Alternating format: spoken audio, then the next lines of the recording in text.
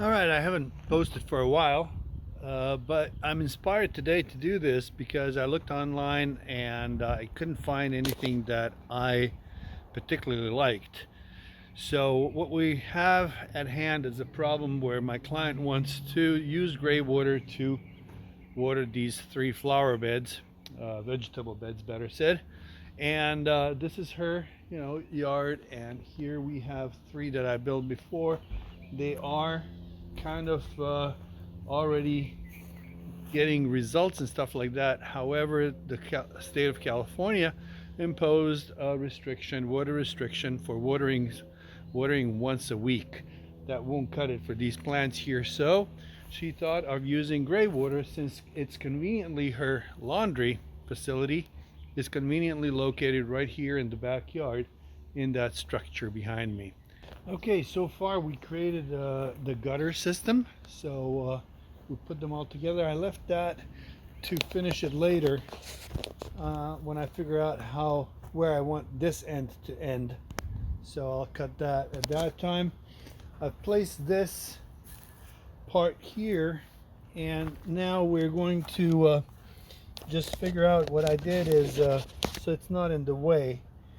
I figured out that if I make this part swivel, we can put the pipe against the wall or lower it down. So we'll make a swivel by actually putting a screw in here, and at the same time putting a little guide in the other pipe.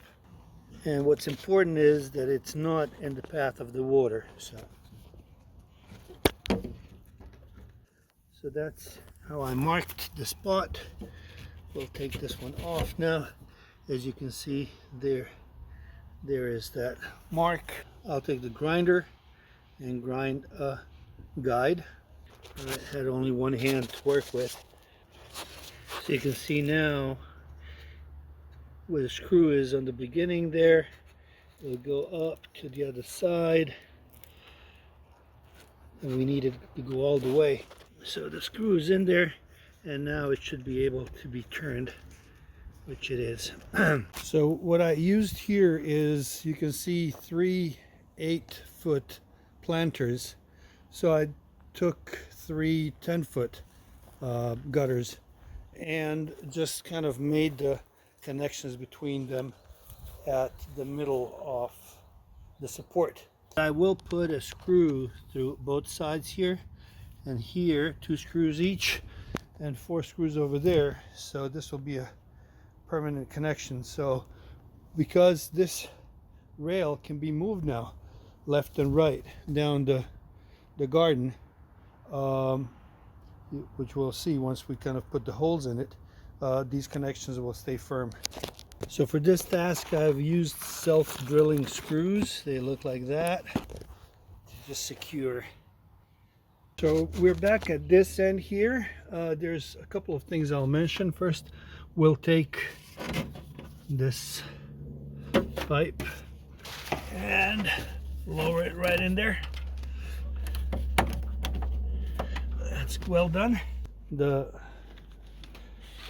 customer has switched from a regular detergent to something that is like that, biocompatible laundry detergent, so that the water coming out of the machine can actually be good, or better said, not be bad for the plants. So here on this end we have an open pipe on the top, and there's a good reason for that. We want aeration because we don't want the machine washer exhaust to be back flowing in any way. So we don't want to create pressure in this pipe, so it's all free flow. And then we did this little kind of contraption here, which is so that we can have space in case that they want to pass by. And then this would come down. See that little joint I made? So it comes down right there.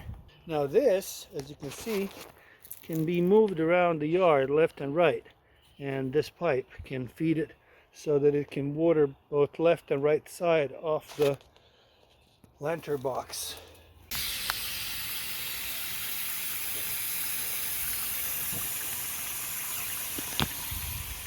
And it goes straight in there. So that's approximately how it'll be coming out. And then let's see, it flows. It has a nice flow, as you can see, all the way toward the end. So what I'm going to do now, as it fills up a little bit, I'm going to make holes on the sides of the gutter so that on the top here it has smaller holes on both sides to the very bottom, and at the top, at the other end, it'll have bigger holes. There's math to it, but we're going to use common sense. So a little challenge to the project was that the gutter was flipping, because it actually has a weird shape. As you can see, it would flip. So what I did is just kind of tied it into a block of wood so it can still be movable, but there's no more flipping, period.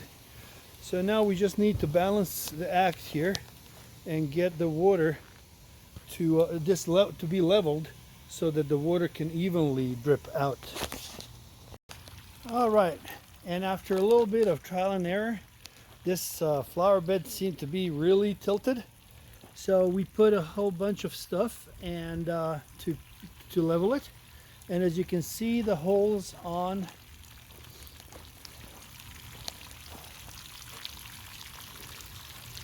they are all dripping almost perfectly. Summarize, the fact is that this was a project that I came up with. We needed to use Graywater to water these pots. There was a couple of different solutions. There were a couple of them on the internet, but this was the most reasonable one because of the debris and everything else. I didn't want a closed pipe system, because then you can't clean it or wash it, or there's bacteria maybe growing in it or not. But the fact is that it's closed pipe, and then you do need some pressure to actually make the water drip out of that system. So I came up with the idea to use this free flow open air gravitational system, where you can actually take a hose and wash it down if there's any debris in it. And as you can see, it's watering perfectly throughout. So with every wash, you'll have a couple of gallons of water that'll spread evenly and water the plants. This was with the pipes, the black pipes, the sewer pipes are the most expensive. Actually, the joints are like $8 a pop. These are only $4 a 10-footer. So altogether, you got like $50 of materials. And if you have a washer that's conveniently located right next to it, it makes sense. Otherwise, you would have to do something else. That was it. Until next time.